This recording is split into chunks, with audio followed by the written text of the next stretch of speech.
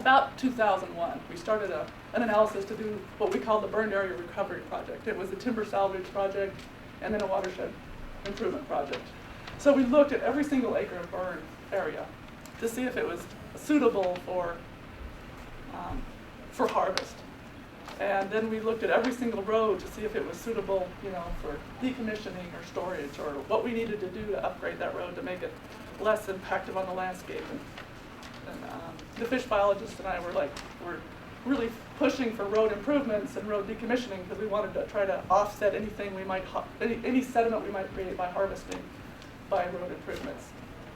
So we spent 13 months doing this project and then another 2 months in negotiations to reach a settlement agreement so we could implement the project. In the end, we had more of this work proposed, that we went ahead with the settlement agreement, but we didn't get it all done.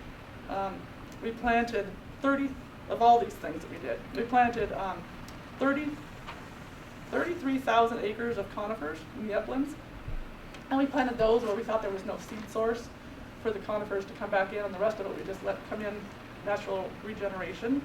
And then in watershed improvements, it was a pretty big project, and I figured at the time we did the analysis, I thought, I'll be dead before we ever complete this project, because it was so big. But we've done a lot of it, and there's not much left. We've got, we had a decision on Bmp Upgrades on 513 miles of road, and we completed 418 miles of that as of today.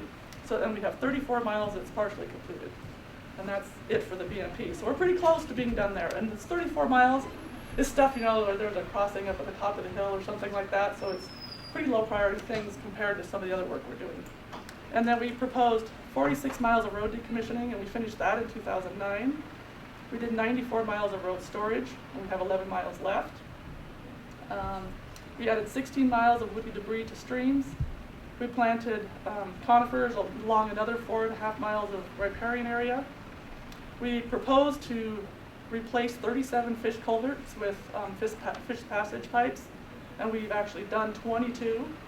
5 were dropped because there was no fish above the culvert. 1 was removed and just left open. 2 bridges were put in, and there's only 2 left of those 22 culverts we haven't gotten done yet. And 1 is being looked at in another project right now, and the other one is in Rye Creek, and the debris flows after the fires kind of filled the pipe up, and it's currently passing fish.